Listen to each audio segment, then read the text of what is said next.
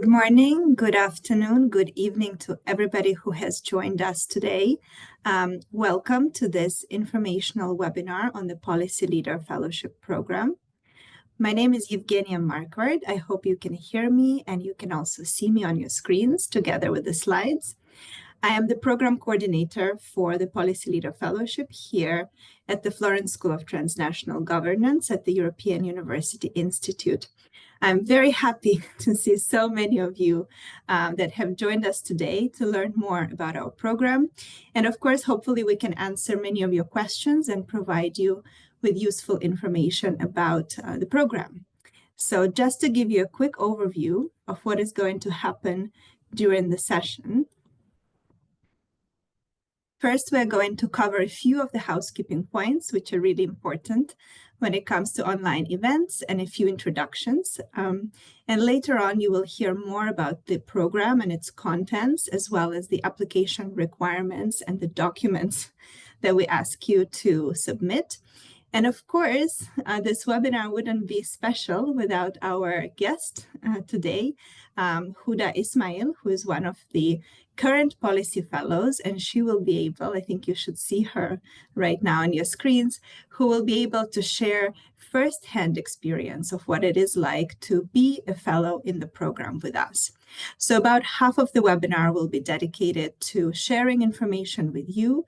And then the second half, we will spend answering your questions live.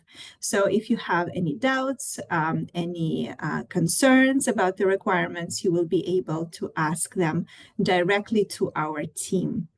So very quickly on the logistics for today. So we will record the webinar. Don't worry to take notes. If you cannot hear me clearly, or if at some point we're going too quickly over any information, you will be able to rewatch the webinar. The link will be emailed to everybody who registered, and you will also be able to go back to this on the YouTube channel. At this point, I also want to mention that this is the second edition of the webinar. So we covered already a lot of this information last year in December 2023. So if you have listened to the previous webinar, a lot of the information we will cover will be similar. The requirements for the program have stayed the same. So just to let you know in case you are joining us for a second time. Any of the questions, as I mentioned, will be answered at the end. We will answer them live, but throughout the whole webinar, you can answer we can answer your questions also in the Q&A panel. So you should be able to see that at the bottom of your screen. We ask you to specifically use the Q&A so that we can manage the questions in the best way possible and not miss any of them. You will also see the chat box, which we're happy if you use to say hi to each other, but we're not going to answer webinar specific questions there, but rather manage them through the Q&A box. So please, I encourage you to use that actively. When you ask questions, tell us your name, your country where you're coming from, but of course, if you want to stay anonymous, since this will be recorded, you're also welcome to pose questions anonymously. And final note, we will not cover anything that is technical in terms of IT. So if you have problems with the application portal where you are submitting your application on the EUI website, there is specific contact for a team that can directly support you to reset your password or to help answer any queries relating to the tech aspects of filling in an application. Same goes for any issues with Zoom. If you can't hear me or see the slides, please feel free to log out, log back in to see if that helps, or otherwise you will just get the recording, but we're not able to help you individually in the interest of time, of course, as there are many of you with us today. And now the best part, it's the introduction. So you already are hearing from me. I'm the program coordinator. Together with me this afternoon, I have Rami Hatoum and Matilda Mane, who are both project associates on the PLF, or the Policy Leader Fellowships team. And they will be, I think you should see them very briefly, they will be behind the screen, mostly answering your questions in that famous Q&A box that I mentioned. So thank you so much, Rami and Matilda, for your help today. And then last but not least, we have Professor Claudio Radaelli, who who's a full-time professor at the School of Transnational Governance and our very best academic coordinator for the program. And at this point, I will hand over to Claudio to cover in more detail what is the program and what are the main aspects that you should take away with you. Over to you, Claudio. Thank you, Evgenia, and hello to everyone. I am a professor of political science, and I have the pleasure of coordinating as academic the program, the Policy Leader Fellowship Program. I want to say a few words about our vision for this program, and I think that's useful to you in terms of targeting your application and see whether you have the right credentials and motivation for that. But we'll go further into the application requirements with Evgenia as soon as I finish talking. Okay, so the PLF program is a residential program in Florence for mid-career policy professionals. Now, that can mean academic, no. That means people who have been involved in policy in government, in international organizations, so managers of public policy. It could also mean people who have an academic degree, including a PhD, of course, but we don't want to pursue an academic goal with this program. We also have, under the label policy professionals, people who belong to the world of human rights, advocacy organizations, any type of activity that has to do with policy. We had think tank leaders, heads of institutes, researchers from political parties, communication experts working on disinformation. We also had journalists that do serious investigative journalism. Okay, so that's the name policy professional does not mean someone who is working at the university and does not mean only those who work in government. It's a broad idea of everyone involved in shaping public policy. The program is not about taking 100 courses, and it's not about a collection of degrees, badges, courses done. It's essentially, I see it as a space, right? A space for your reflection, for peer-to-peer learning. And we are very keen on developing the cohort. So every cohort, and I think Huda will say something later, every cohort is made up of very diverse personalities, diverse experience, and everyone bring her or his own experience to the table during this program. Program is in residence exactly to facilitate this kind of community level learning, peer-to-peer learning, cohort learning. It's also a network multiplier. People who do the program after 5 or 10 months, they expand their network considerably. It's going to be a network richer in terms of European personalities, but also at the school and at the institute at large. We have a very big number of personalities that come in during the year, including academics and political leaders, policy leaders. So this is also an experience. You use Florence as a way to get to know many, many more people. It's also a program that because you live essentially in Florence and in the school for a number of months, that is a kind of citizenship. You are a full citizen. We have a representative of the fellows in all the major decision-making bodies of our organization, but also you can use obviously a library, attend workshops, seminars that are usually reserved only to internal members of the European University Institute.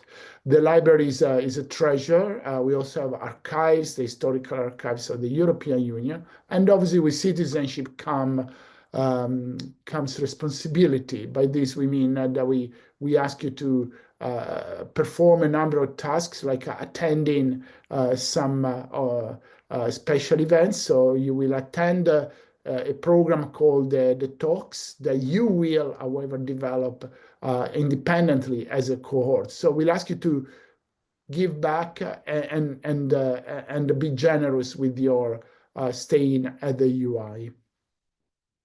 We can move to the next slide. Okay, so let's filter and see whether the program is fit for you or not. As I said, I hope I didn't overemphasize, we are not against academic knowledge, but it's not an academic postdoc. So if you think that you are bridging between a master's degrees and the preparation for a doctoral program, and you want to write your PhD application in between, we're not the right place to come. You will develop a lot of academic knowledge, but essentially you're here in Florence to grow professionally at 360 degrees. Multiculturalism, negotiations, academic knowledge in the social sciences, of course, but also career development, soft skills, how to write for the press, how to show up on the media. So that's the kind of things that go well beyond the social, scientific, or academic knowledge. As I said before, you have a unique, practically unlimited access to the European University Institute. And that's not just the professors and the students, it's also a network of policy professionals that also visit or stay in residence as visiting fellows at the Institute, and obviously the top tier academics in the departments. The departments that we have are law, history, economics, and political science. So we ask you to demonstrate some considerable degrees of self-motivation, because we're not gonna say to you to go to class Monday to Friday. More importantly, we stress the drive, the fact that you're gonna develop your individual work plan, and whether that's about writing policy papers or preparing a podcast series or learning some special skills that are useful to an organization to which you're committed or you work for. This is what you're going to do. You're going to spend your months to develop your individual work plan. And that's, you don't have to do exams, essays, or show up for the final test of a course. You're going to get courses, obviously, you're going to learn, but at the end of the day, what matters is your individual work plan, for which we have a very broad understanding of what the work plan is. It's not writing 30 pages for an academic journal. It can be everything that makes sense in terms of the potential to influence, shape, change, reform public policy. And again, skills development. As I said before, we also insist on career development, multiculturalism, negotiations, and that's how to get through in the policy world. We're gonna essentially create with you during the year our own shared understanding of leadership. So, before we start every year, we don't know what leadership is, but we kind of demonstrate it through your work plan and through the activities that we're gonna roll out during the 5 or 10 months, depending on your staying. That's a general vision. I now pass the microphone to Evgenia. We're going to talk more about the application. Thank you so much, Claudio, for giving us a sense of what we're looking for in our applicants and what the program can offer to the potential fellows. So my task is to give you a quick refresh on what are the application requirements for the program. You can find all of this information on the call for applications page. So I'm not going to repeat in a lot of detail what each of these documents are, but rather zoom onto the ones that we really pay close attention to when we are going through the selection process. Before I go into this, just to mention very quickly, the applications are entirely submitted online, so please do not email us any part of your documentation by email. Those will not be considered.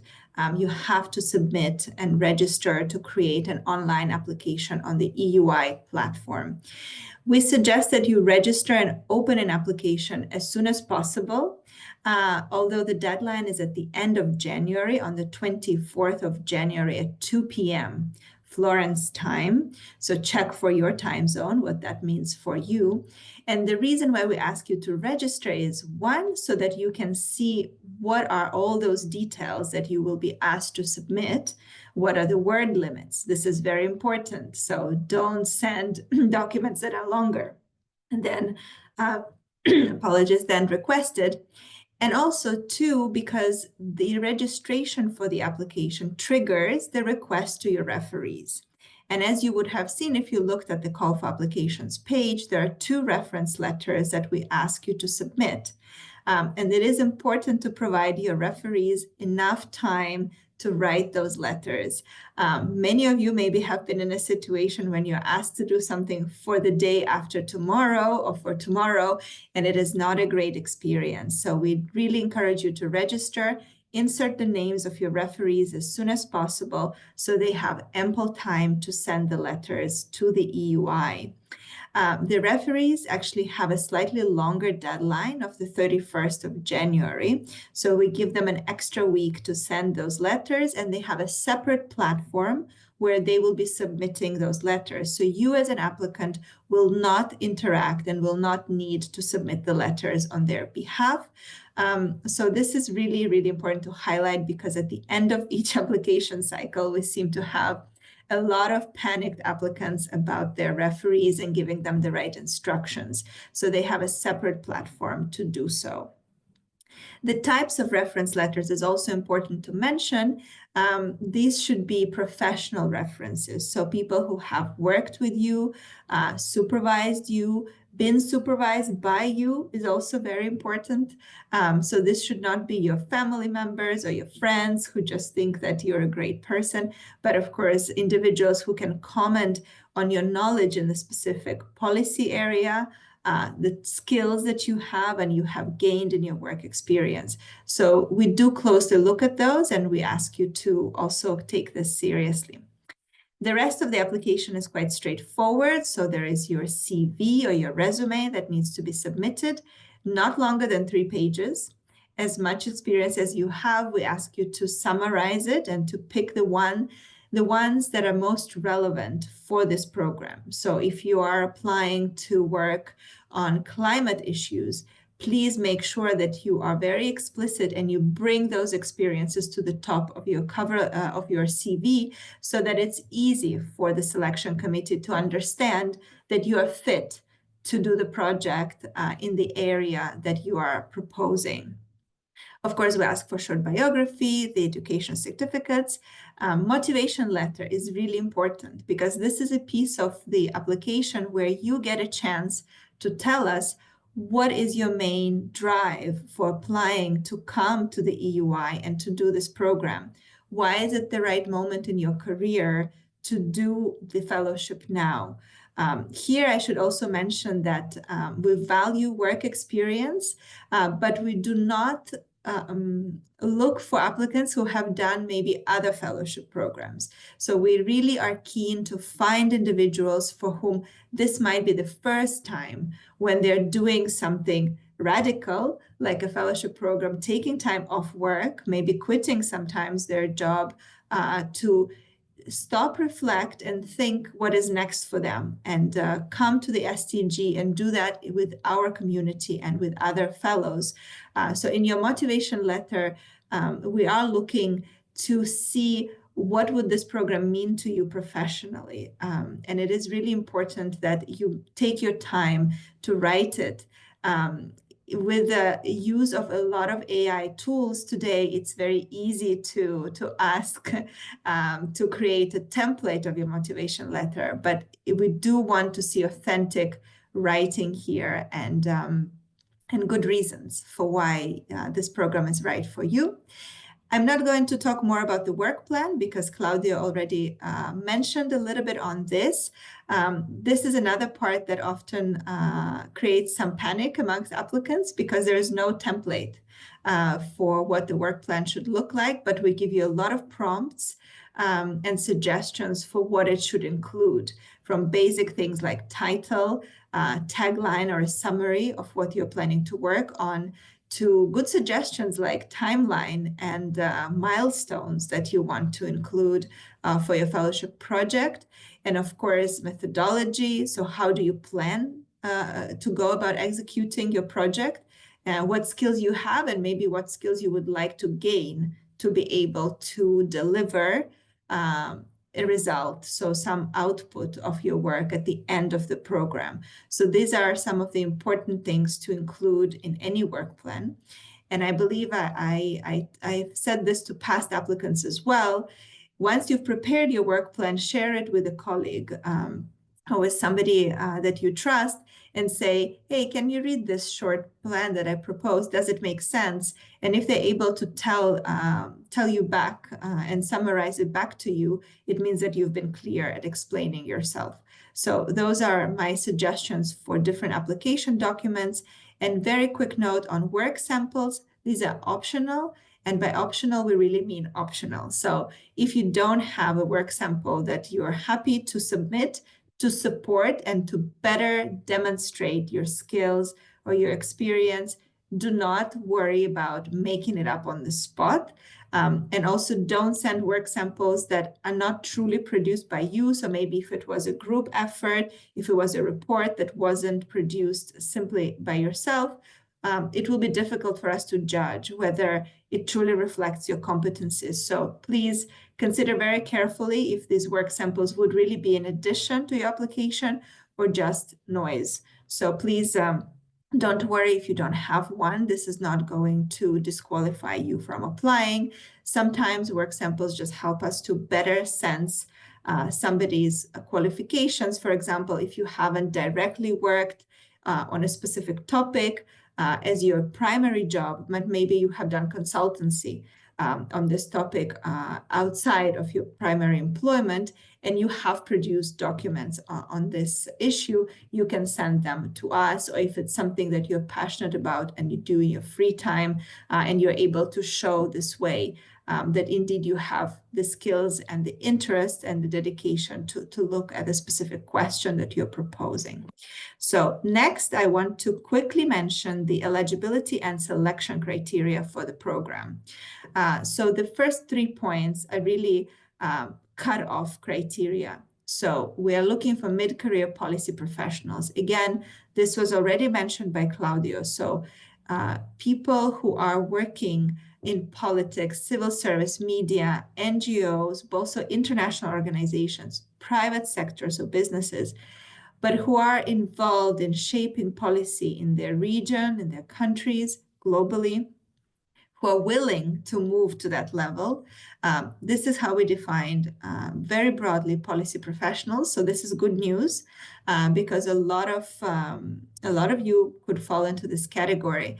But we do want to see proof of how throughout your career you have been involved in policy from your point of view. Okay, so you could be working in journalism, but equally you could be a lawyer working for your government. You might have very different perspectives and different position on what you can do in terms of policy influencing and being involved in policy making. But we want to include everybody here. The degree requirement is a bachelor's degree, so we ask for a certificate of that, and 10 years of work experience. And here we will be looking at your CV. So it is in your interest to make sure that the CV is well formatted and it is very clear how many positions you've held in the last 10 years, what was their duration.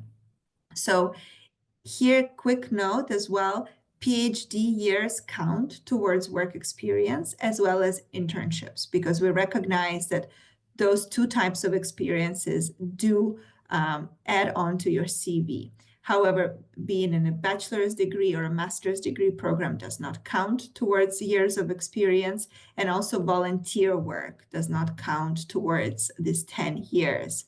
We get a lot of questions around this number. If you are somebody who has 9 years and 6 months and you're looking at applying now, yes, you are eligible, because by the time the program would start in September, you are going to reach the 10 years. However, I would say every year the program becomes more and more competitive. So if you are right on the cusp, it might be challenging, as you will be competing likely with people who really have 10 to 15 years, solid years of working on specific topics in policy. So do keep this in mind. I always suggest to try if you are right there on the edge between 9 and 10 years. But we are going to carefully evaluate your CV and look at the types of experiences you have had to make sure that we're being fair to the other applicants in the same year. When it comes to the selection, if you have passed this eligibility criteria mark, we're going to, as I already mentioned, look for the motivation in your application and people who are able to clearly state and define what the program would mean to them professionally and personally as well, will be, of course, more successful. As if we are confused about the reasons behind application motivation, it's not going to help you. We are going to look at a solid work plan and very focused. So we want to know that you are independent in executing it once you arrive to Florence. And there are no nationality restrictions. So any passport you hold, you're eligible to apply. And we do make a selection in a way that creates a balanced cohort. So some decisions will be made based on ensuring that our cohorts are balanced. We try as much as we can to reach to all parts of the world. And our cohorts usually include around 20 to 25 fellows, and all of them come from different countries. Next, I want to mention to you very quickly the timeline, because we're running a little bit late with our timeline for the webinar. So the deadline is at the end of January. For the reference letters, you have 1 more week, so until the 31st. And the shortlisted candidates, all of them, will be invited to an interview towards the end of March. This is important because if you have not heard from us around you say beginning of April, it probably is an indication that you were not shortlisted for the program. So everybody who will receive an invitation to a virtual interview, and then the finalists as well as reserve list candidates will be notified by the end of April in early May. So at that point, also everybody who has applied and was rejected, so not selected for the program, will receive an answer from us. So I would say after the first week of May, you will know absolutely for sure what was the outcome of the selection process for this program. And the start date is in early September for those who have selected that start date of February for the fellows who want to join us for 5 months for the second part of the year. If you are on the reserve list and you want to start in September, you will hear a definite answer from us by the end of June, because we know that people need time to make arrangements, family, work, and so on. So we try to be respectful of that. So if you're on the reserve list and you want to start in September, at the latest on the 30th of June, we will notify you if you will be invited to join us. If you selected a February start date, we will notify, and you are on the reserve list, you will be notified by the end of November, again, to give you about 2 months' time to make the arrangements, as that is the least amount you probably would need if you require a visa to travel to Italy, and also to make, as I said, any personal arrangements, as we recognize that at this point in life, it might require a few things to fall into place to be able to join us here in Florence. And just final note, we don't allow deferrals for the program. So if you're accepted for that year. You cannot defer your admittance to the following year. So this is not possible. However, if you were offered a fellowship to start in September for 5 months, but you would like to come in February, there is some flexibility in terms of moving your start date within the same year. But it's always either the 1st of September or the 1st of February. And then very briefly, I will touch on a few questions that we get a lot, and that is 5 versus 10 months Should I apply for half a year or full year? This is really a question that you can answer best because it depends on your personal situation, whether you can take leave, whether you are able to travel with or without family for the period of the fellowship. We don't give any preference. So it's not easier to get in one or the other for 5 or for 10 months. We will look, however, at your work plan and your motivation and say, okay, does it make sense that this project is proposed for 5 months? Is it too ambitious? Is it realistic that somebody can complete this within such a short duration? Same goes for 10 months. Is there enough deliverables mentioned for 1 year long stay at the Institute? Or is it a bit too vague and we're not clear that this person is going to be able to be focused enough for the 10 months? So here again, just to say that we do not preference shorter or longer stay. It really should be motivated by your circumstances and by the work that you want to accomplish during the program. As Claudio as well mentioned in his presentation, it's a residential program. So you cannot combine a full-time job with this program. This is your full-time job. If you are selected, we expect you to be with us. We expect you to be engaged with each other as fellow fellows, with our students, researchers, and professors, and all the amazing visitors that we get throughout the months here in Florence. So I suggest that you consider this as your full-time job if you're applying for 5 or for the 10 months. There are some fellows who are able to continue, and I understand that it might be important to maintain some relationship with organizations you're already working with. So if you have consulting projects or extra projects on the side that you want to do, of course, there is nobody who forbids you to do so, but be prepared to do so during the weekends and in the evenings, because during the day, you're likely to be engaged with events, workshops, sessions that we organize for the program, and just interacting with the other fellows who are coming from all around the world to do this program with you. So I hope that that is clear. And just for your timeline planning, when you write those work plans, do consider that there are many things happening at the School of Transnational Governance, at the EUI.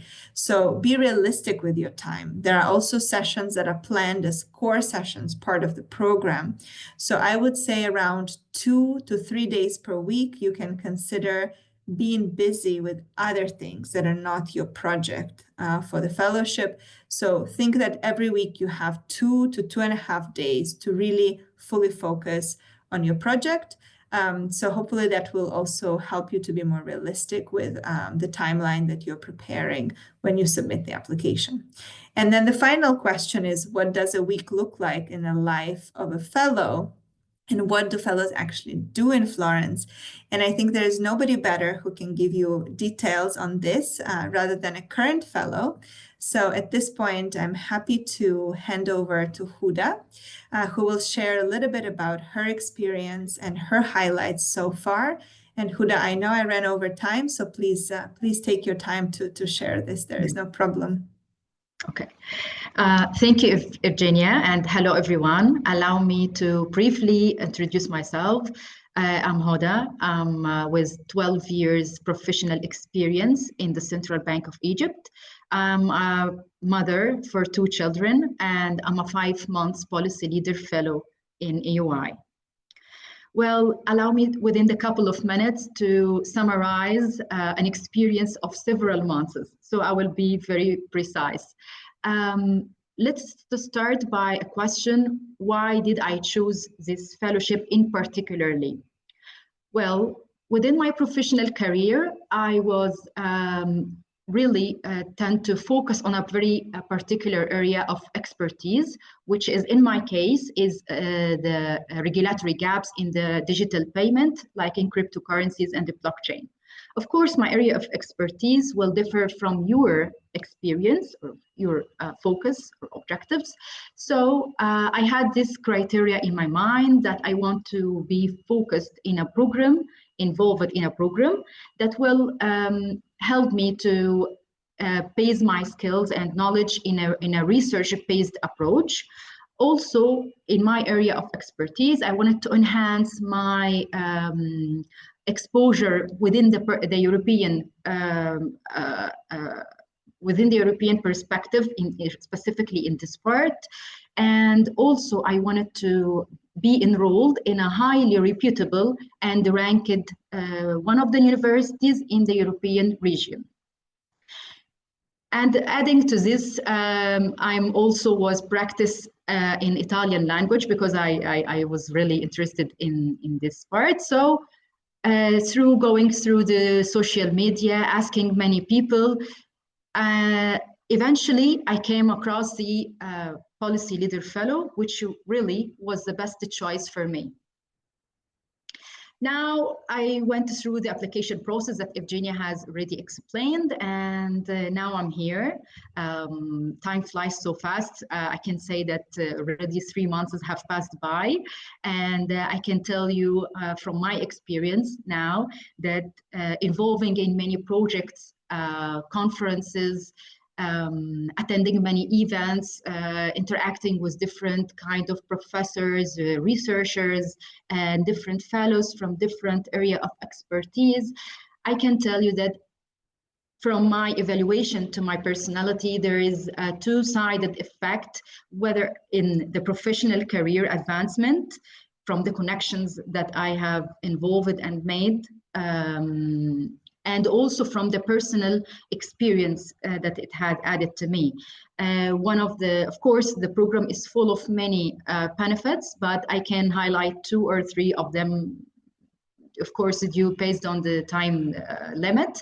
There are writing skills, which I really was struggling with. We have a writing group in which we are as a fellow connected together, and we share experiences and on the writing skills.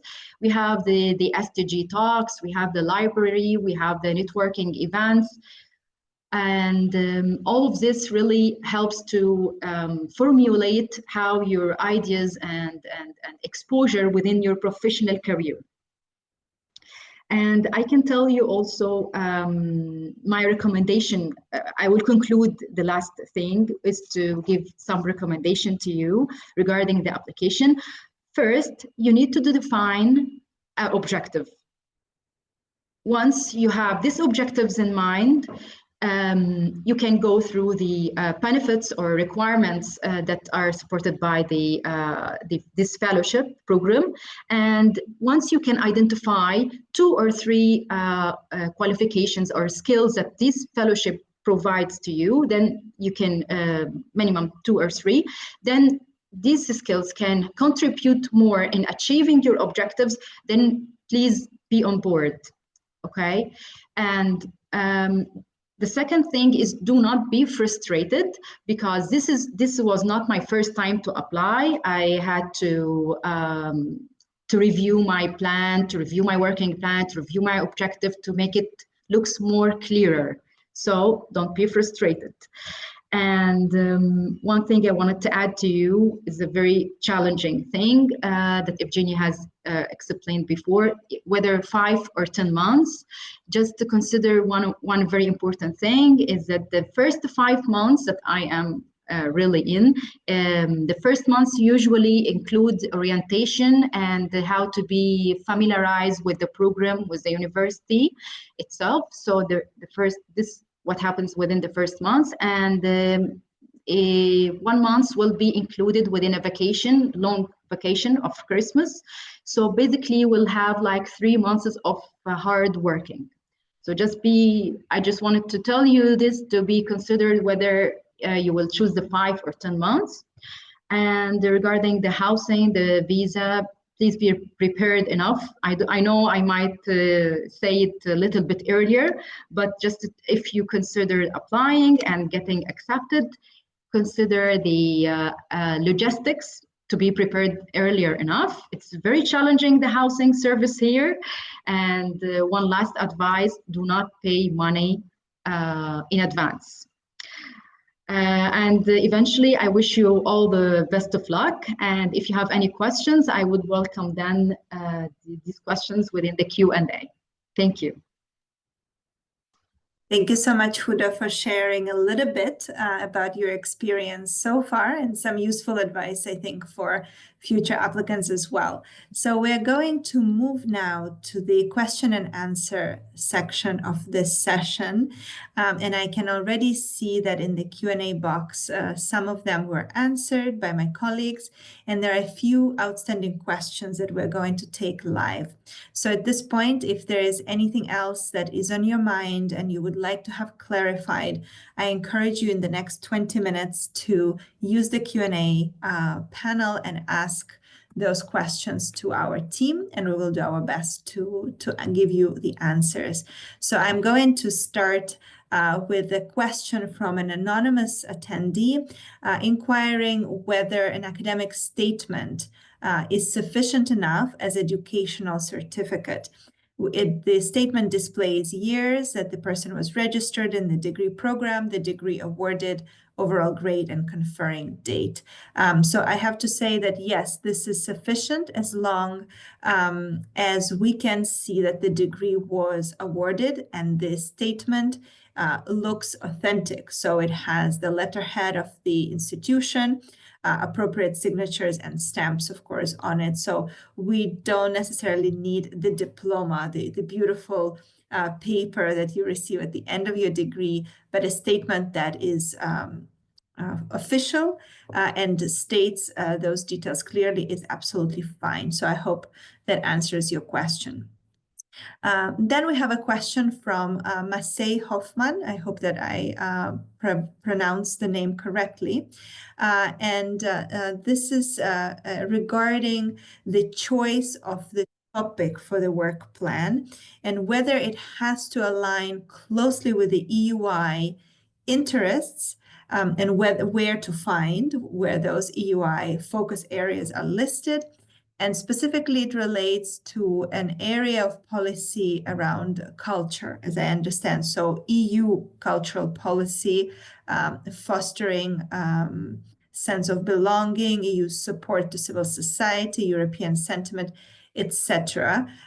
So hopefully, Claudio would be able to answer this question around how much applicants need to fit with the EUI research areas and what to do if some of them don't seem to get as much attention at the Institute. So Claudio, go ahead. Sure, it's a great question. I think it's worth answering to the benefit of everyone. First point, we create a cohort looking at diversity. So if a topic is relatively new for us, we may welcome. Obviously, we don't select everyone with the topics that are not known at the UI, so to speak, but we want to add. So I remember someone working on cities and climate change that was relatively new to us, and we selected that fellow exactly because we thought that's a topic to encourage.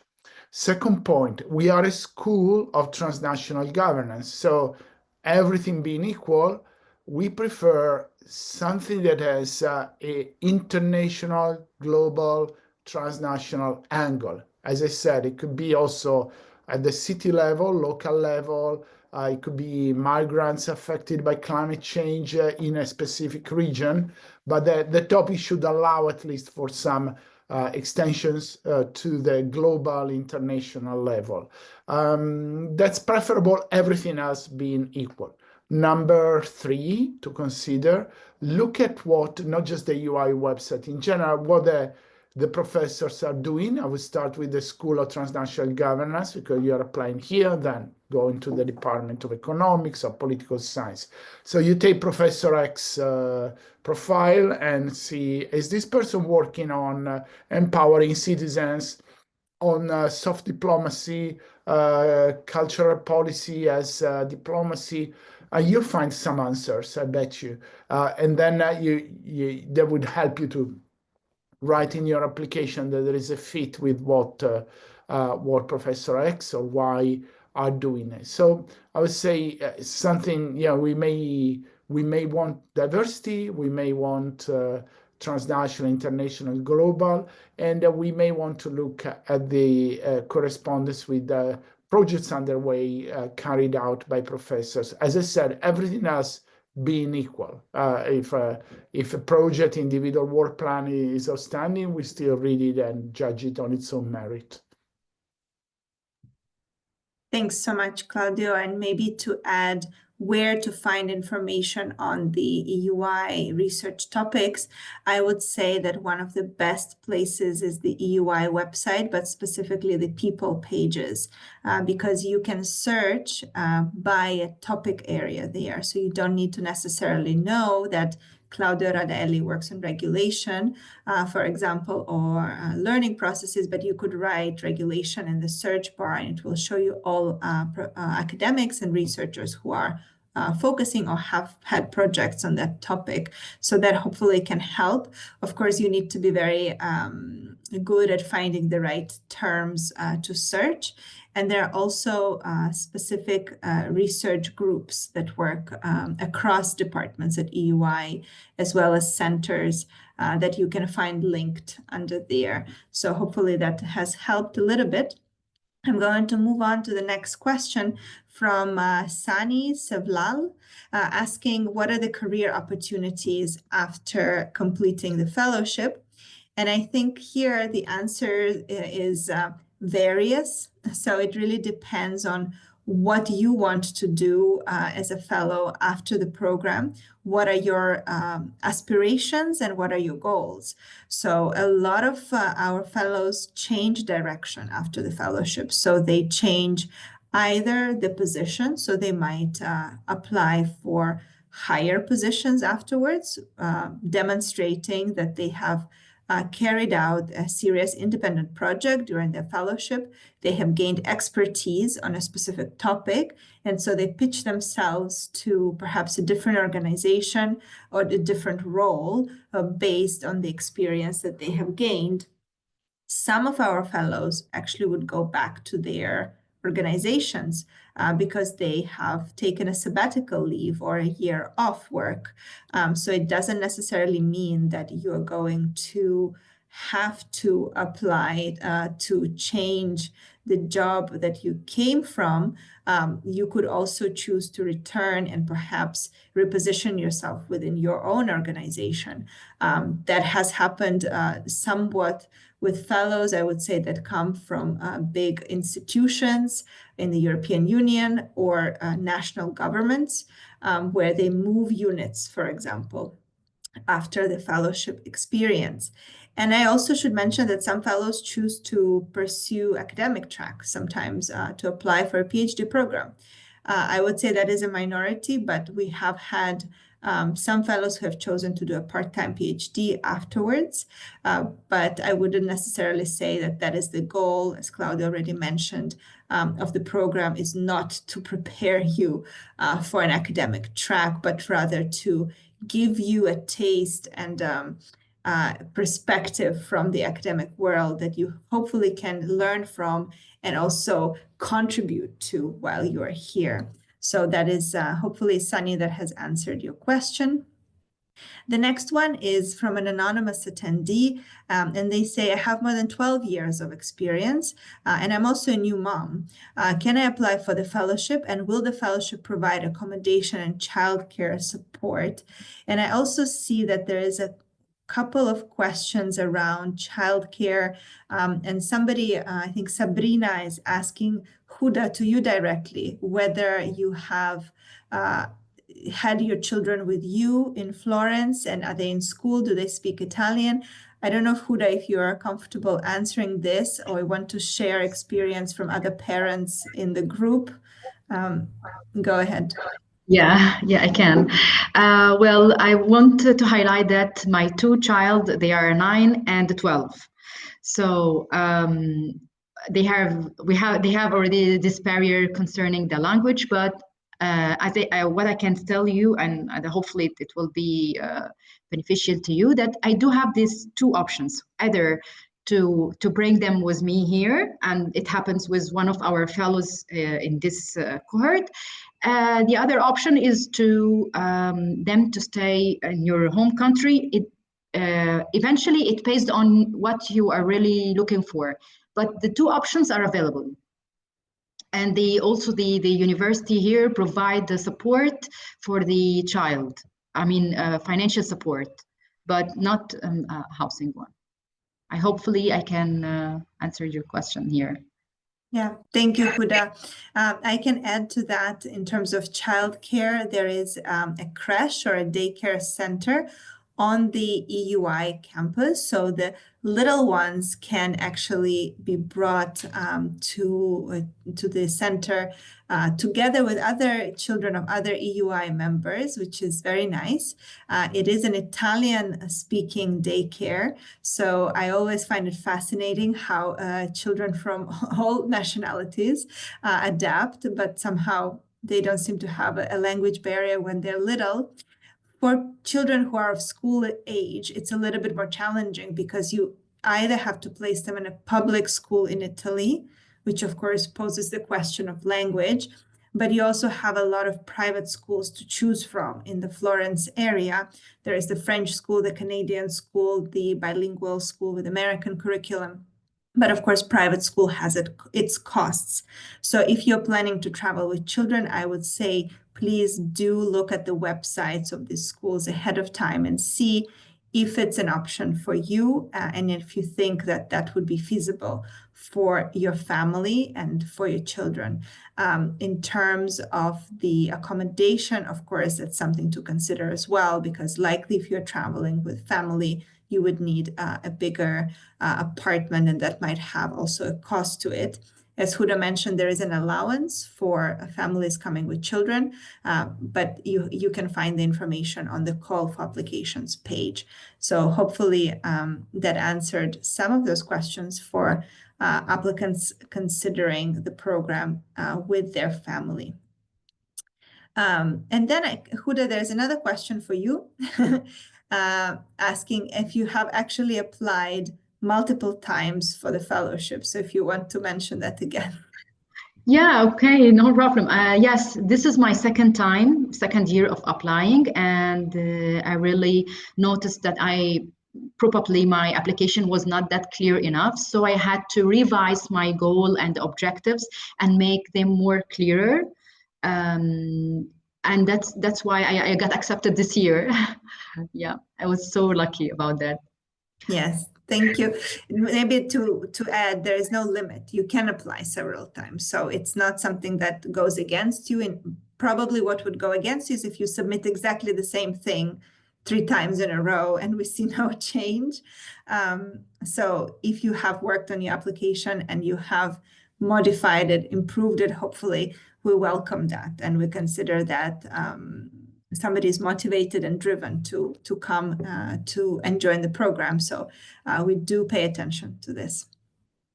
So I have a question from Hyun Namkung. Again, I'm sorry about mispronouncing your name. And the question says, being flexible and adaptable seems to be an important part of the fellowship and the work plan.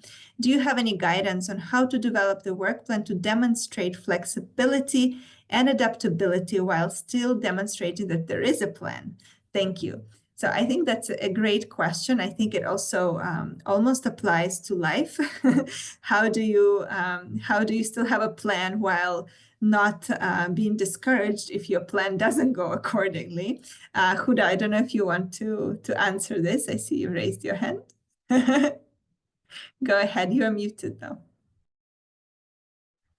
Okay, sorry. Yeah, this is one of the greatest questions. I mean, for me, specifically my topic of our area of concentration or expertise does not have a step-by-step guidelines. So one of the best benefits offered by the EUI is they give you the flexibility to attend the events, the conferences, to get in touch with the different professors and networking with people whom you think they will benefit you specifically in the area of your field or your expertise. in my case, I had to go, and this is something I'm really proud of. I had to go and cooperate with different departments like the Robert Schuman Center, people from the law department here in the EUI. And this is not included within the frame or the guidelines of the course, but they give you the flexibility. You have the total freedom to do whatever it fits in your objectives that you want to achieve. And this is something really I appreciated here in the EUI, really. Thank you, Huda. So I think that's a very good point, is maybe to highlight already in your application, your work plan, who are the potential collaborators that you have identified at the EUI. So if you don't know exactly how to go about some parts of your application, or there might be some risks associated with staying off track, just showing that you have looked at the resources and the network at the Institute is a good place to ensure that, that you have a mitigation plan for this situation. So the next questions, and we have just a few minutes left. So everybody whose questions were not answered, we will accept more questions by email. I'm going to do my best to go through the last ones. So I see that there's a question from Jelena Popovic saying, do you accept university certificates in Italian language, or does it have to be translated into English? If your certificate is in Italian, we can probably accept it because we have sufficient knowledge of Italian on the team to be able to understand it. So you don't need to provide an official translation into English. But unfortunately for non-Italian, so I would say Italian really is the only language that, that we can comprehend within the team with no problems. I would suggest that you provide an English translation.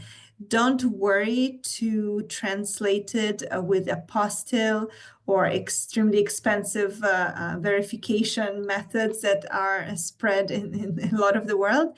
As long as it's done by a professional translator, it's sufficient for us. And the original document is included as well.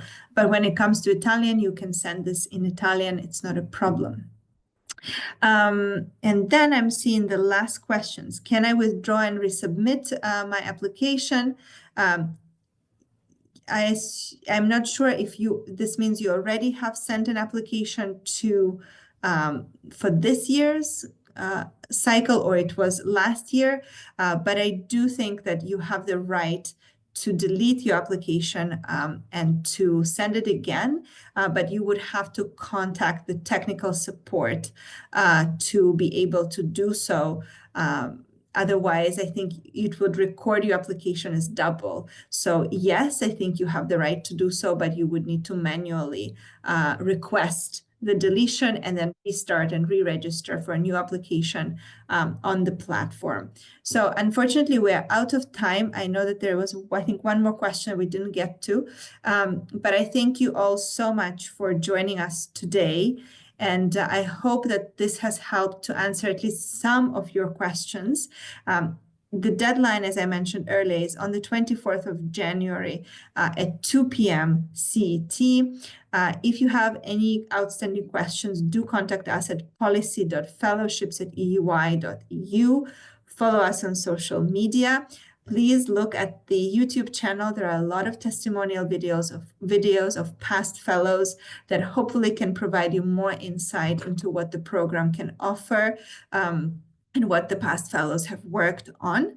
I hope that this has been useful. Thank you so much for choosing to spend this hour with us. And I thank, of course, Huda, Claudio, and my colleagues behind the screen for their support today. And we will be posting this recording to YouTube shortly. Thank you very much.